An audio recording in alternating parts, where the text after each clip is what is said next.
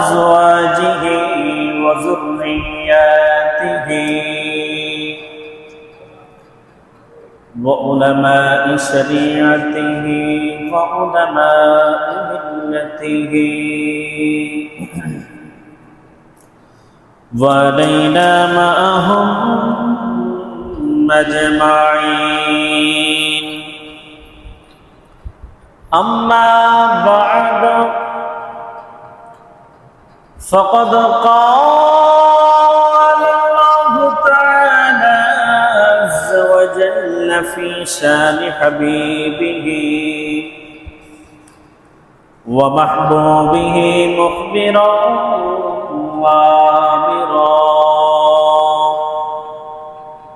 إن الله وملائكته يصلون على النبي يا أيها الذين آمنوا صلوا عليه وسلموا تسليما.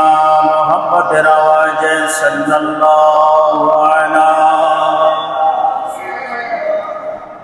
عليه وصحبه وسلم صلى الله على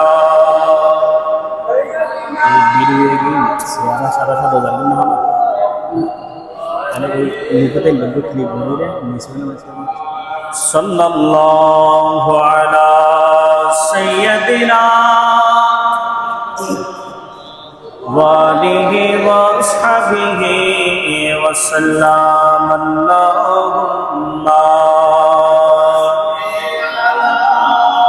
سيدنا مولانا محمد وعلى آل سيدنا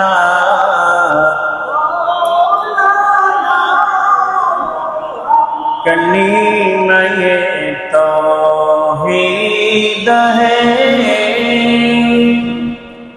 तेरी शहादत ऐ हुसैन, तो न होता तो रह जा दी सदाकत ऐ हुसैन। اللهم سيدنا مولانا محمد وعلى آله مولانا तेरी कुर्बानी न जिंदा कर दिया इसी नाम को, तो रहेगा तब दो तेरी बदौलत ऐ हुसैन। अल्लाह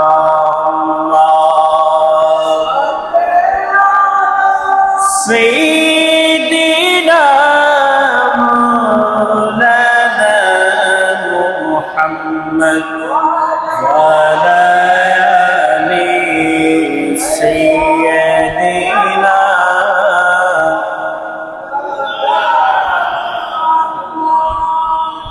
अऊज़ु बिल्लाहि मिनश शैतानिर रजीम। बिस्मिल्लाहिर्रहमानिर्रहीम। इन्ना इद्दतश-शुहूरि इंदल्लाहि इस्ना अशरा शहरा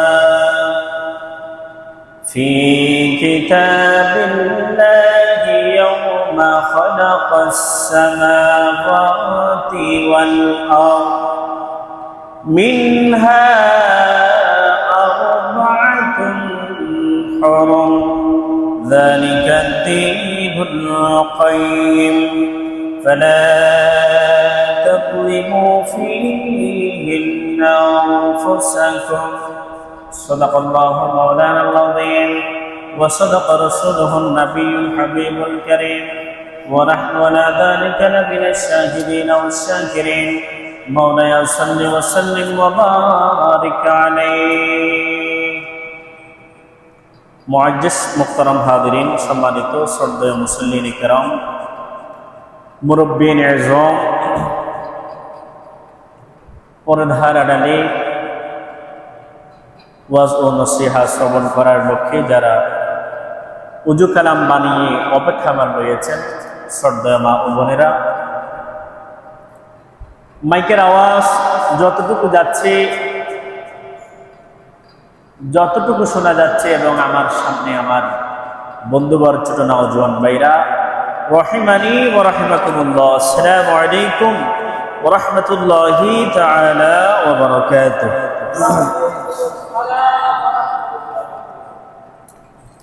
আল্লাহ রাব্বুল আলামিনের দরবারে লাখো কোটি শুকরিয়া জ্ঞাপন করছি যে আল্লাহ সুবহানাহু ওয়া তাআলা আমাদেরকে সম্মানিত মাসের প্রথম দিনের প্রথম জুমা আদায় করার জন্য দুনিয়ার কোনো কাজে লিপ্ত না করে, হাসপাতালে না রেখে, অসুস্থতায় না রেখে আল্লাহর ঘর মসজিদে আসার বসা ইবাদত বندگی করার, শহদায়ে কারবালার আলোচনা শ্রবণ করার সুযোগ করে দিয়েছেন। মওলার দরবারে শুকরার্থ বলি আলহামদুলিল্লাহ। সাথে সাথে কালিমাতুশ শুকর আদায় করছি খাতামুন নবিয়্যিন শফিউল মুজনবিন রাহমাতাল লিল আলামিন, দো জাহানের সরদার, আকায়ে নামদার, তাজদার মদিনা, নূরুল কলবুস সিনা, হুজুর আকরাম নবী মুহাম্মদুর রাসূলুল্লাহ সাল্লাল্লাহু আলাইহি ওয়াসাল্লামের রওজায়ে পাকে ভক্তি নিয়ে, মায়া নিয়ে, প্রেম নিয়ে, শ্রদ্ধা নিয়ে, মুহাব্বত নিয়ে সালাত ও সালাম পেশ করছি। আসসালাতু ওয়াসসালামু আলাইকা সাইয়্যিদি ইয়া রাসূলুল্লাহ, আসসালাতু ওয়াসসালামু আলাইকা সাইয়্যিদি ইয়া হাবিবাল্লাহ, আসসালাতু ওয়াসসালামু আলাইকা সাইয়্যিদি ইয়া রাহমাতাল লিল আলামিন। সম্মানিত হাজিরিন, আমরা একটি বছরকে বিদায় দিয়ে আরেকটি বছরের সূচনা শুরু করছি। আল্লাহ পাক সুবহানাহু ওয়া তাআলার মেহেরবানি, কত দয়া, কত রহমত যে আমরা বছরটা শুরু করছি জুমার দিন দিয়ে। সুবহানাল্লাহ। যে আল্লাহ বান্দাকে বাঁচার জন্য অসংখ্য অগণিত পথ রাস্তা তৈরি করে রেখেছেন, যেখানে পা দিলে, যেই পথে হাঁটলে, যেই পথে হাঁটলে, হেঁটে হেঁটে একদম যেই রেলে উঠলে একদম স্টেশনে সোজা জান্নাত আমাদের জন্য রেডি করে রেখেছে, যদিও বা আমরা গ্রহণ করি না। এই যে আমরা বছরের শুরু, আল্লাহ পাক সুবহানাহু ওয়া তাআলা আমাদেরকে প্রথম নিয়ামত ইয়াউমুল জুমার দিন,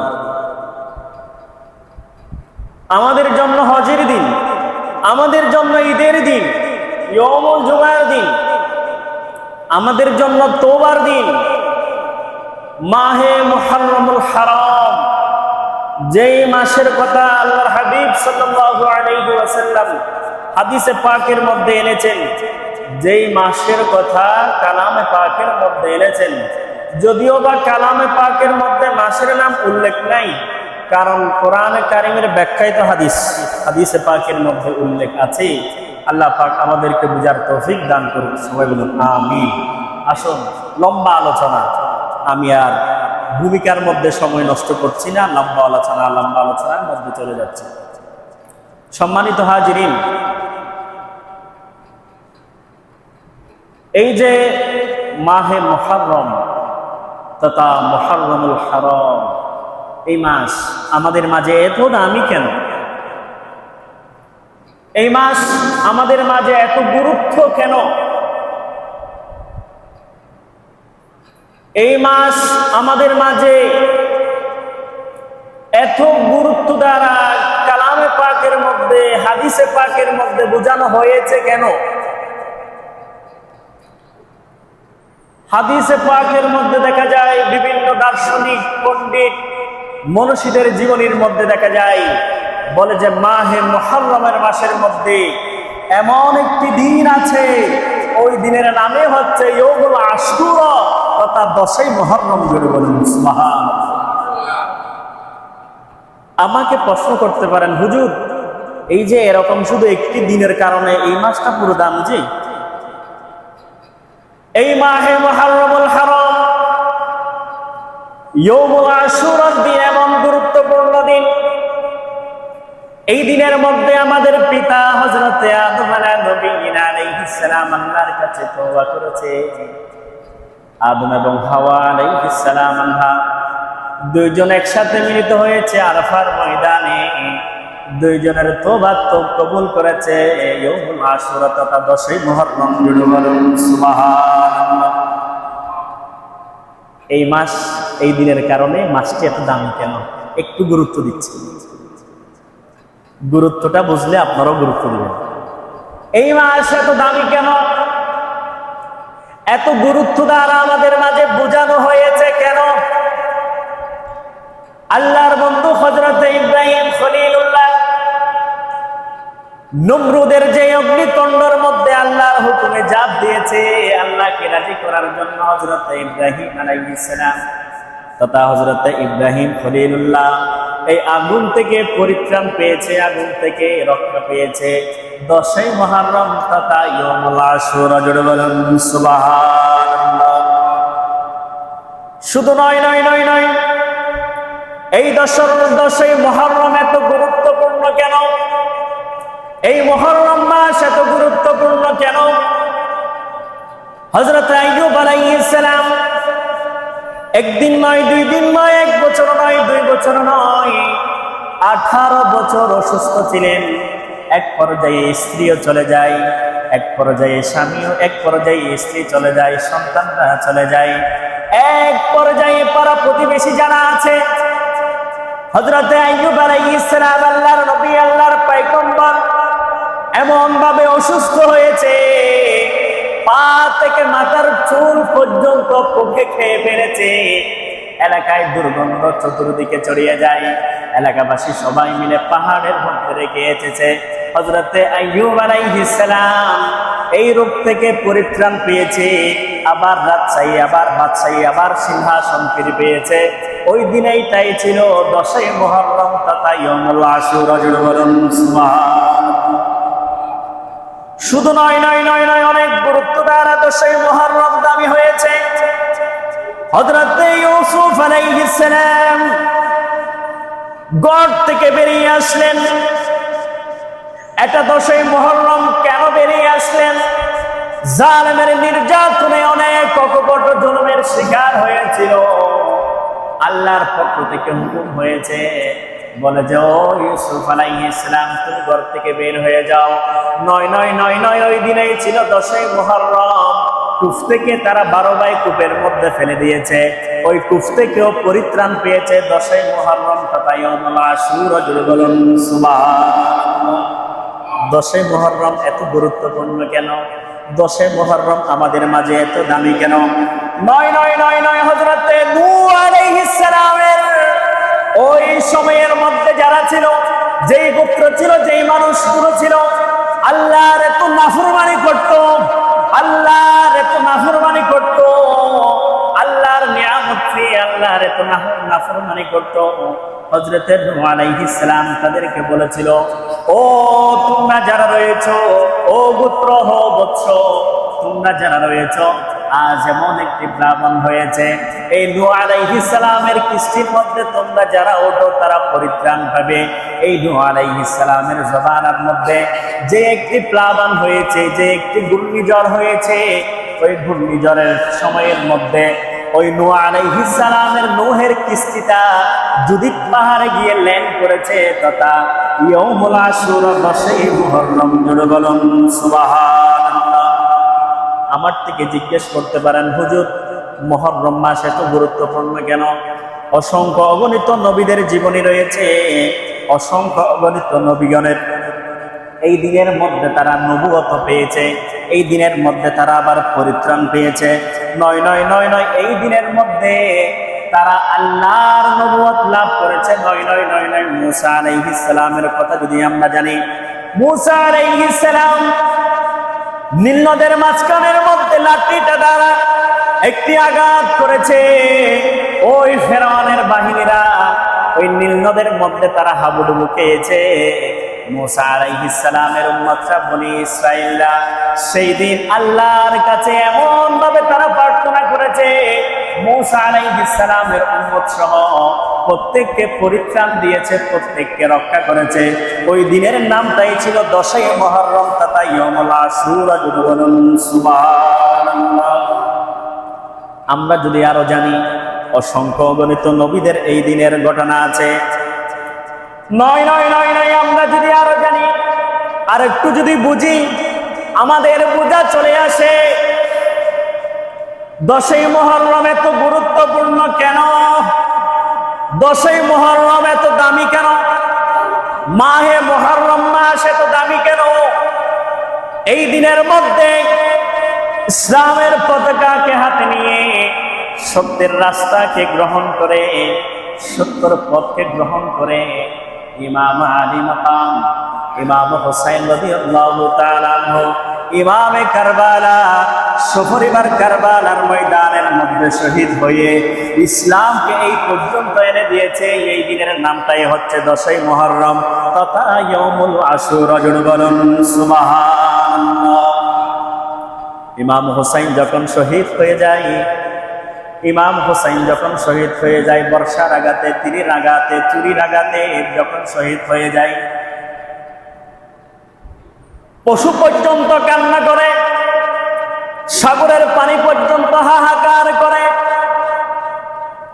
এমনকি নয় নয় পাহাড় পর্যন্ত হু হু করে কান্না করে।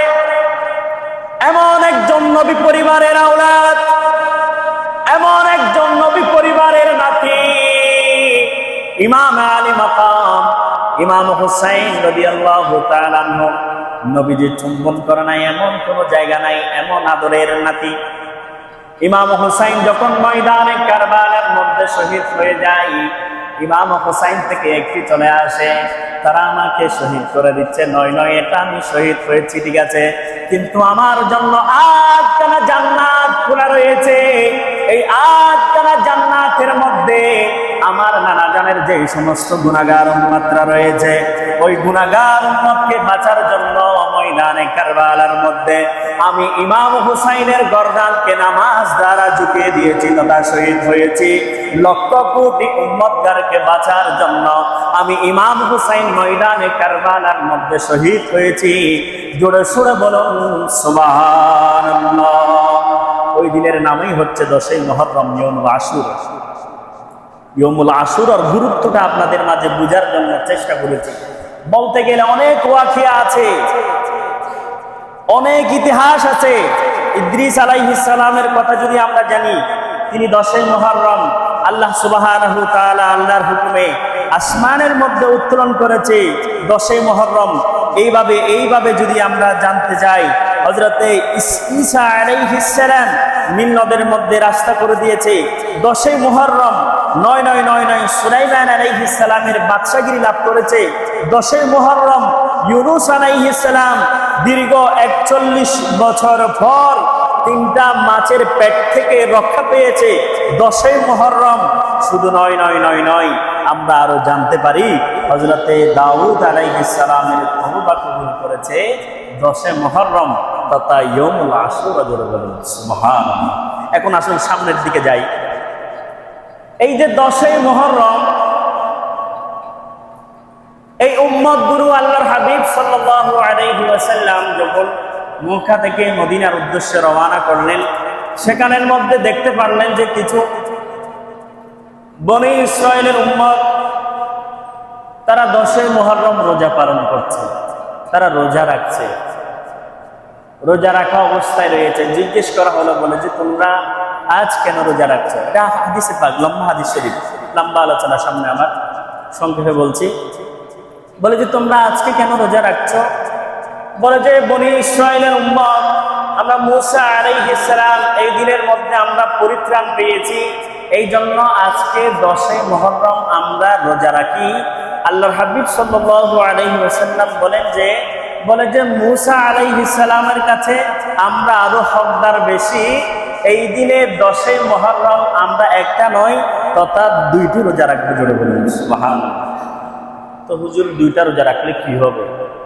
2টা রোজা রাখলে হাদিসে পাকের মধ্যে দেখা যায় এই দিনের মধ্যে রোজা রাখলে একটি রোজার বদলতে 1 বছরের সওয়াব আমলনামার মধ্যে লিপিবদ্ধ করা হবে।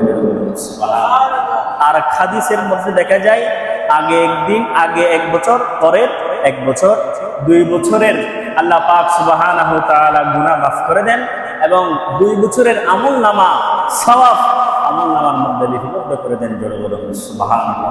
হযরত হাফসা রাদিয়াল্লাহু তাআলা আনহা একটি হাদিসে পাকের মধ্যে দেখা যায় বলে যে আল্লাহর হাবিব সাল্লাল্লাহু আলাইহি ওয়াসাল্লাম থেকে 4টি আমল আমি কখনো বাদ যাইতে দেখি নাই।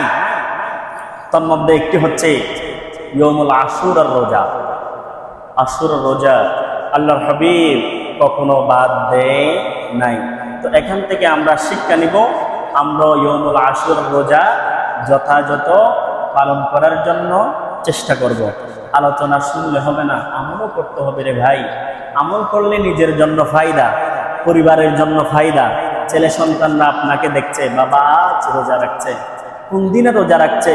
ইয়াউমুল আশুরার দিন রোজা রাখছে। বলে যে আশুরার দিন কেন রোজা রাখছে? বলে যে আশুরার দিন ইমাম হুসাইন রক্তমাখা কারবালার মধ্যে ইসলামের পতাকাকে হাতে নিয়ে 70 পথকে গ্রহণ করে সপরিবার ময়দানে কারবালার মধ্যে শহীদ হয়েছে। সন্তানরা জানবে, শুধু নয় 10ই মুহররম এই জন্য দামি, অসংখ্য অগণিত নবী রাসূলগণের দোয়া আল্লাহ কবুল করেছে। সন্তানরা জানবে। এই জন্য আমরা যথাযথ আমল করার জন্য চেষ্টা করব। আল্লাহ পাক বুঝার তৌফিক দান করুন সকল আমিন। এখন আসুন 10ই মুহররম আমাদের মাঝে এমন একটি ঘটনা ঘটেছে। ইমাম হুসাইন, ইমাম আলী মাকাম সপরিবার কারবালার ময়দানের মধ্যে শহীদ হয়েছে। এই শহীদ হওয়ার আগে কি হয়েছিল আমাদের মাঝে? ইমাম হুসাইন রাদিয়াল্লাহু তাআলা আনহু নবী পরিবার ইমাম হুসাইন থেকে বাইত হওয়ার জন্য কুফাবাসীরা চিঠি দেয়, একের পরে এক চিঠি দেয়। একটা নয়, 2টা নয়, কোন রওয়ায়াতের মধ্যে দেখা যায় 120টা চিঠি, কোন রওয়ায়াতের মধ্যে দেখা যায় 150 চিঠি। ইমাম হুসাইনকে আহ্বান করে, ও ইমাম হুসাইন, আপনি কুফার জমিনের মধ্যে আসুন, আপনার হাতে আমরা বাইত হব। ও ইমাম হুসাইন, আপনি কুফার জমিনের মধ্যে তশরিফ আনুন, আপনার হাতে আমরা বাইত হব, আপনার হাতে হাত রেখে আমরা বাইত গ্রহণ করব।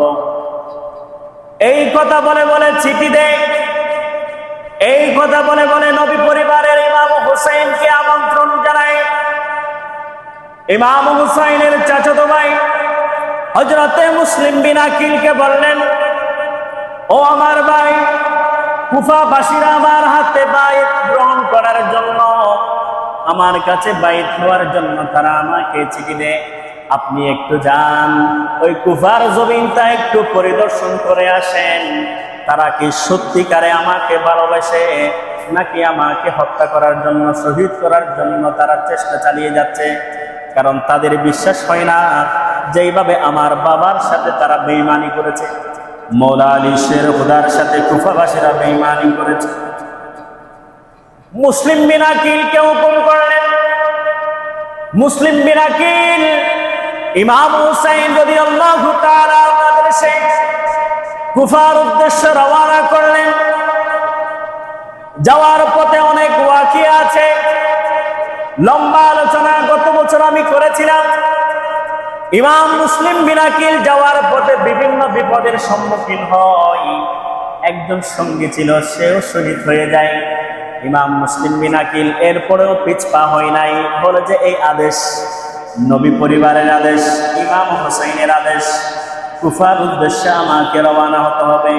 কুফার জমিন আমাকে দেখতে হবে, কুফার মানুষদেরকে আমাকে চিনতে হবে। কারণ কুফার জমিনের মধ্যে ইমাম হুসাইন যাওয়ার জন্য চিন্তা ভাবনা করেছে।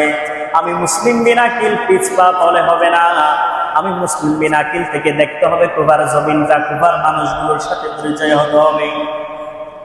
যাই হোক, মুখতাসার করে বলছি, সংক্ষিপ্ত করে বলছি, ইমাম মুসলিম বিন আকিল কুফার উদ্দেশ্যে রওনা হলেন, কুফার জমিনের মধ্যে পৌঁছাইলেন।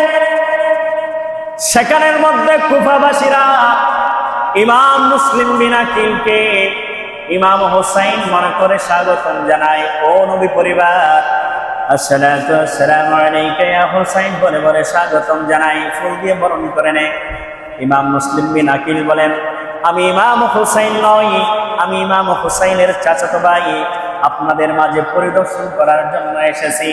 এইদিকে ইমাম হোসাইন মনে করে একজন নয়, দুইজন নয়, 40,000 কুফাবাসী ইমাম মুসলিম বিন আকিলের হাত ধরে বায়াত গ্রহণ করেছে। জোরে বলুন সুবহানাল্লাহ।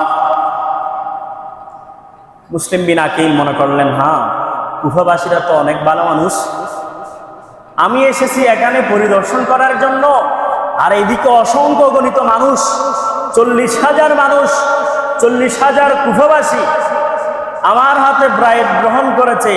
লিখে দিলেন চিঠি ইমাম হুসাইনের কাছে। ও ইমাম হুসাইন, ও আওলাদ রাসূল, ইমাম কারবালা, শহীদ কারবালা, ইমাম আলী মাকাম, ইমাম হুসাইন রক্ত জিগার, ইমাম কারবালা, ইমাম হুসাইন রাদিয়াল্লাহু তাআলা আনহু, আপনি কুফার উদ্দেশ্যে রওনা করেন। এখানে আপনার জন্য অসংখ্য অগণিত কুফাবাসীরা আপনার জন্য অপেক্ষা করছে। জোরে বলুন সুবহানাল্লাহ। তাহলে কুফার উদ্দেশ্যে মুসলিম বিন আকিল রওনা হয়েছে। সেখানের মধ্যে 40,000 কুফাবাসী ইমাম মুসলিম বিন আকিলের হাতে বায়াত গ্রহণ করেছে। তো ইমাম মুসলিম বিন আকিল সেখানে গিয়ে সর্বপ্রথম আশ্রয় গ্রহণ করেছে একজন ব্যক্তি। ওই ব্যক্তির নাম হচ্ছে আরওয়া আস-সাকাফি। ইতিহাস জানতে হবে, সত্যিকারের ইতিহাস আমাদের জানতে হবে। আরওয়া আস-সাকাফি, তার ঘরের মধ্যে ইমাম মুসলিম বিন আকিল সেখানের মধ্যে আশ্রয় নিলেন। এদিকে ইমাম হুসাইনের কাছে চিঠি দিলেন, কুফাবাসীরা অনেক ভালো মানুষ, আপনি চলে আসেন, আপনার কাছে অসংখ্য গণিত মানুষ বায়াত গ্রহণ করার জন্য অপেক্ষা করছে। যাই হোক, ইমাম মুসলিম বিন আকিল সেখানের মধ্যে কার্যক্রম শুরু করে দিলেন।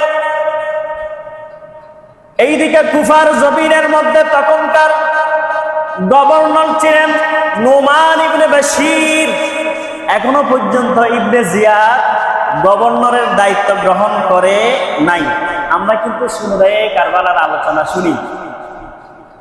ইবনে জিয়াদ দায়িত্ব গ্রহণ করেছে, মুসলিম বিন আকিল গেছে।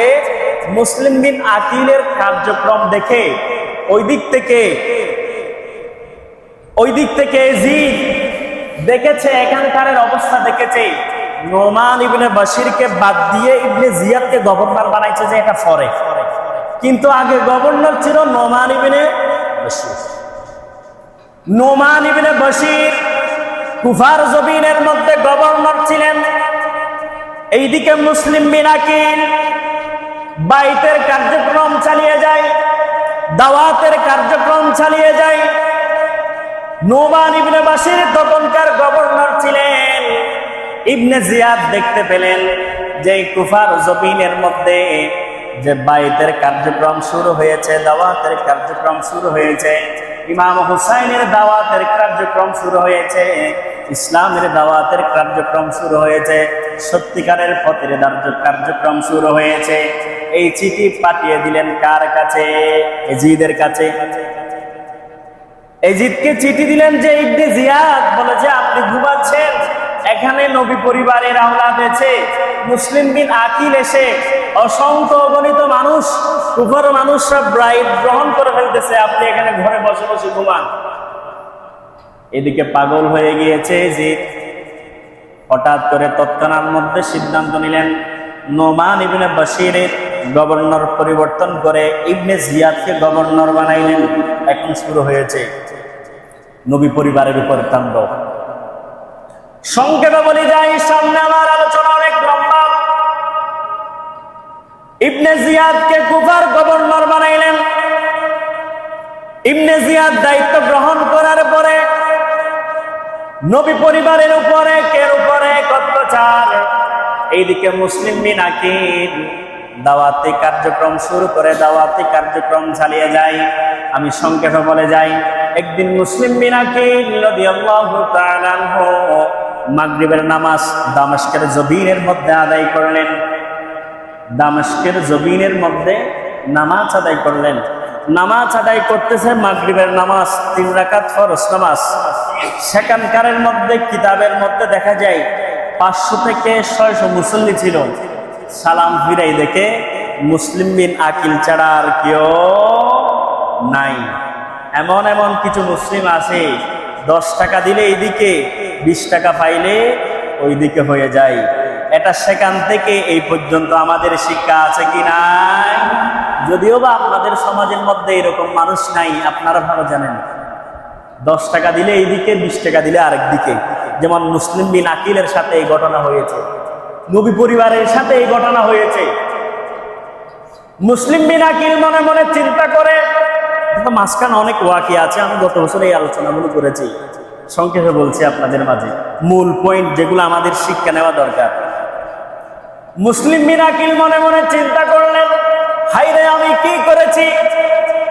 ইমাম হুসাইনকে আমি চিঠি দিয়েছি এখানে আসার জন্য, আর কুফাবাসীরা এত বড় বেঈমান, এত বড় বেঈমান, এত বড় বেঈমান। নোমান ইবনে বশিরকে গভর্নর পরিবর্তন করে ইবনে জিয়াদকে দেওয়া হলো। ইবনে জিয়াদের মিথ্যা কার্যক্রম শুরু হয়েছে। এখন কুফাবাসীরা কেউ আমার সাথে নাই, এমনকি আমাকে ইমামতির মধ্যে ফেলিও চলে গেছে। ইমামকে ফেলেও চলে যায়। মুসলিম বিন আকিলকে মাগরিবের নামাজের ইমামতির মধ্যে রেখে মুসল্লিরা 600 থেকে 500 মুসল্লি সবাই চলে যায়। মুসলিম বিন আকিল বসে বসে কান্না করে, আহারে এখন কোন অবস্থা হবে? এইদিকে নবী পরিবার ইমাম হুসাইন রওনা হয়েছে। নবী পরিবারের আহলে বাইত ইমাম হুসাইনের পরিবার পরিজনকে নিয়ে রওনা হয়েছে। মুসলিম বিন আকিল ঘরে ঘরে যায়, ও আমার ইমাম হুসাইনের হাতে বাইত হওয়ার জন্য আপনারা বলেছেন, আপনারা কে আছেন আমাকে একটু জায়গা দেন, একটু দরজা খুলেন। প্রত্যেকটা ঘরের মধ্যে দরজার মধ্যে নক করে ঢুকা দেয়, কিন্তু কেউ দরজা খুলে না। ইমাম মুসলিম বিন আকিলকে জায়গা দেওয়ার জন্য কেউ রাজি নয়। প্রত্যেকের ঘরের মধ্যে যায়, কেউ দরজা খোলার জন্য রাজি নয়। এমন একটি অবস্থার মধ্যে মুসলিম বিন আকিল পড়েছে। মুসলিম বিন আকিল এইভাবে ঘরের মধ্যে যায়, কিন্তু দরজা খুলে না। একজন বুড়িমার ঘরের মধ্যে গেলেন, ও বুড়িমা আমাকে একটু জায়গা করে দেন। বলে যে আপনি কে? বলে যে আমি নবী পরিবারের আহলে বাইতের একজন সদস্য। ইমাম মুসলিম বিন আকিল বুড়িমা আল্লাহর কাছে দোয়া করলেন, আমি কত সৌভাগ্যবান মানুষ, একজন নবী পরিবারের আওলাদ মুসলিম বিন আকিল আমার ঘরের মধ্যে আশ্রয় চেয়েছে। জন্য বলুন সুবহানাল্লাহ। হাজার হাজার বেঈমান থাকলে সেখানে কি ভালো মানুষ থাকতে পারে না? বলে যে আমি অনেকদিন ধরে অপেক্ষা করছি, নবী পরিবারের সান্নিধ্যে আমি কখন বসবো, নবী পরিবারের হাতে আমি কখন বাইত হব, নবী পরিবারের আওলাদদেরকে আমি কখন দেখবো, আমি অপেক্ষায় আছি। আবার বুড়িমার যে সন্তান আছে সে ছিল একটা বেঈমান। এইদিকে ইবনে জিয়াদ ঘোষণা করেছে, মুসলিম বিন আকিলকে তোমরা যারা ধরে দিতে পারো, ছড়া দিনার দ্বারা ছড়া মূল্য তোমাদেরকে দেওয়া হবে। মুসলিম বিন আকিলকে ধরার জন্য কুফার মানুষরা পাগল হয়েছে। কিসের জন্য? টাকার জন্য। এই জন্য বলেছিলাম 10 টাকা দিলে আমার পক্ষে, 20 টাকা দিলে আপনার পক্ষে। এমন মুসলিম আছে কি নাই? নবী পরিবারকে শহীদ করেছে, তারা পাগড়ি পরেছে, তারা জুব্বা পরেছে, আমার মতো আবায় পড়েছে।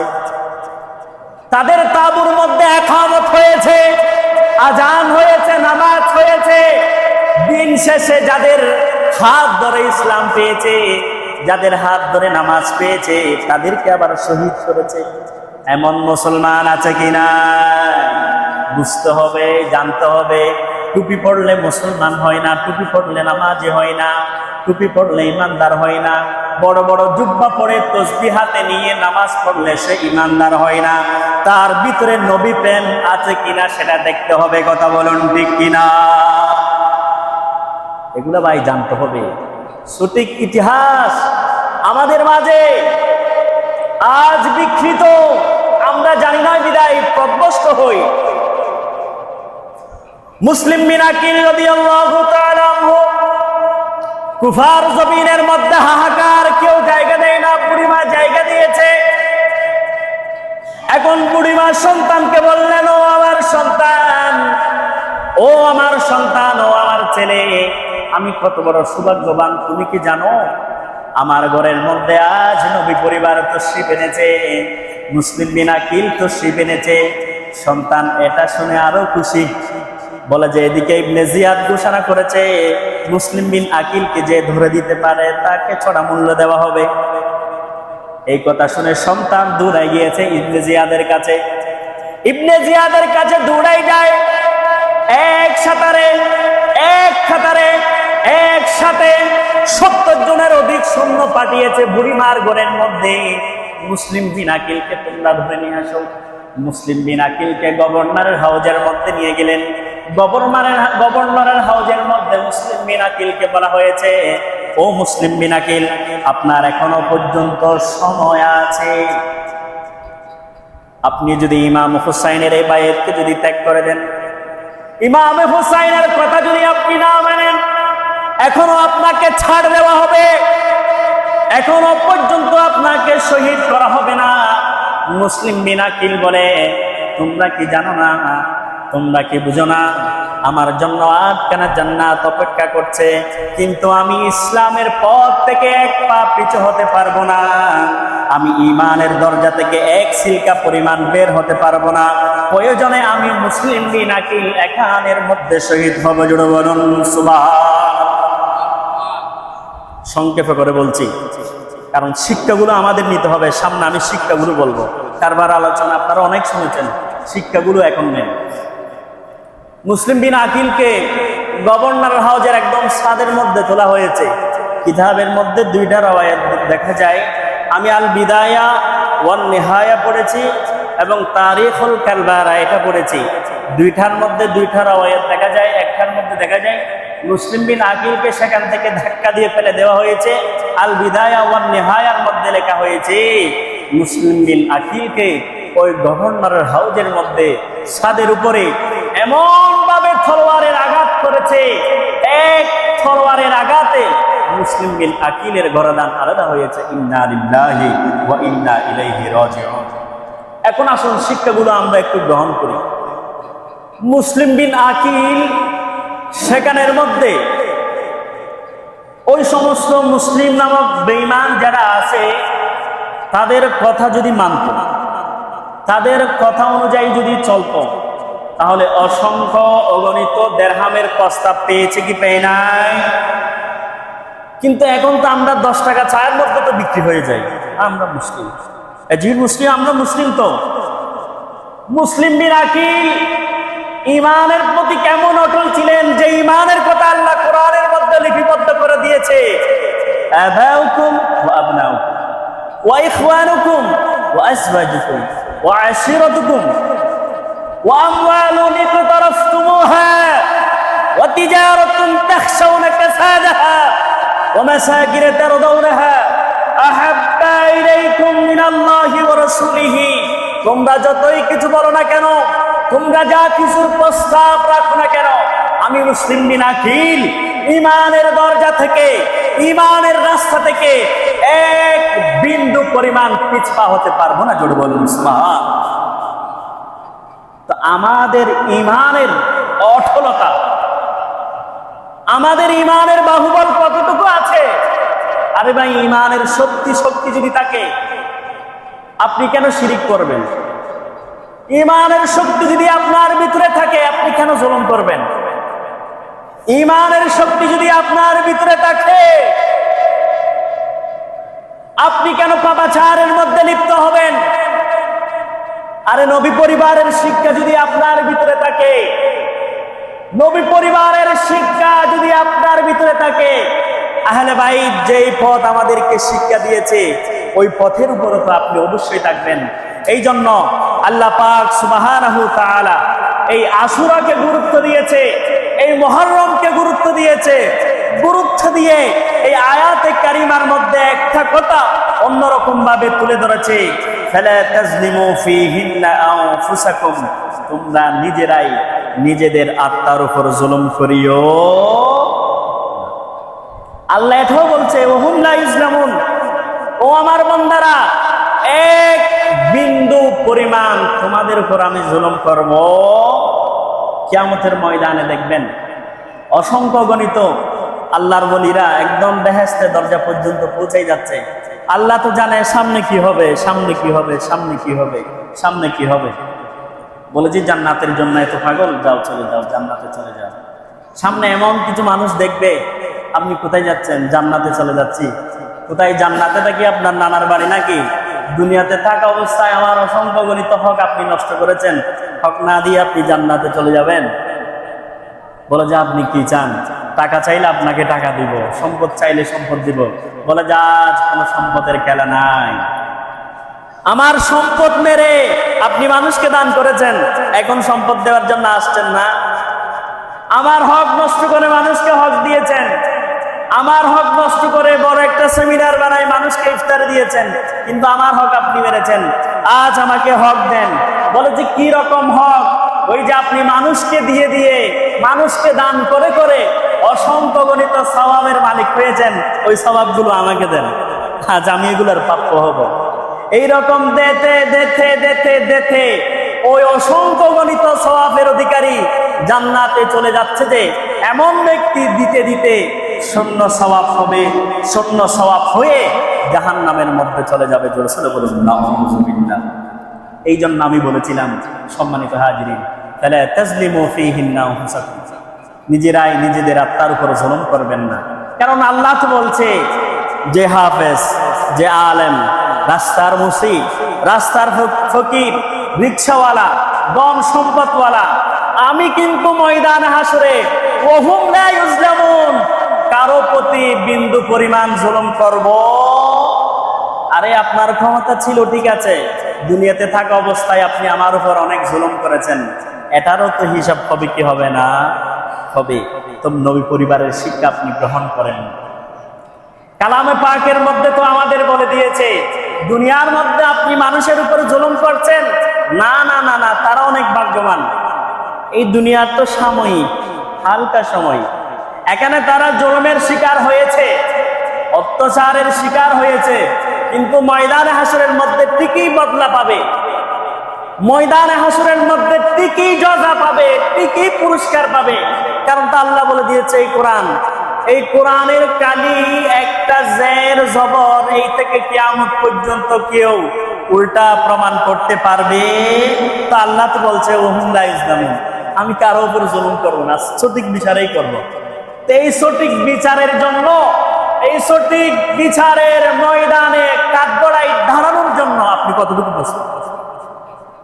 আপনি কতটুকু প্রস্তুত আছেন? আপনার জায়গায় একটু চিন্তা ভাবনা করে দেখেন তো।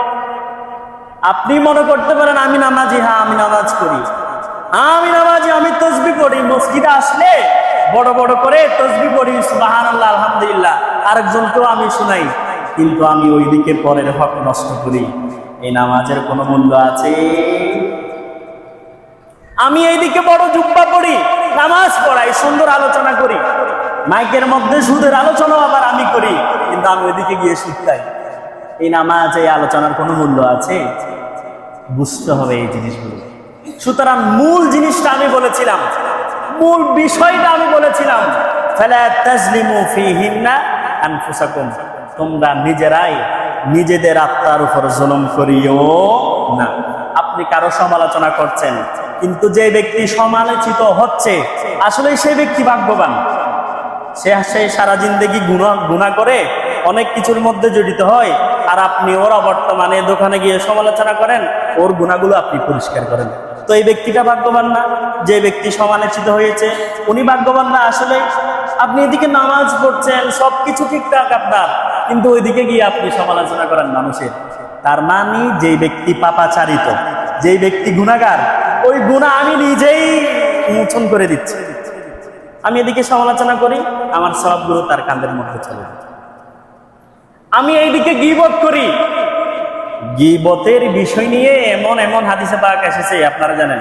আর গীবত আশাদ্দু মিনাজ জিনা। কার সাথে জিনা?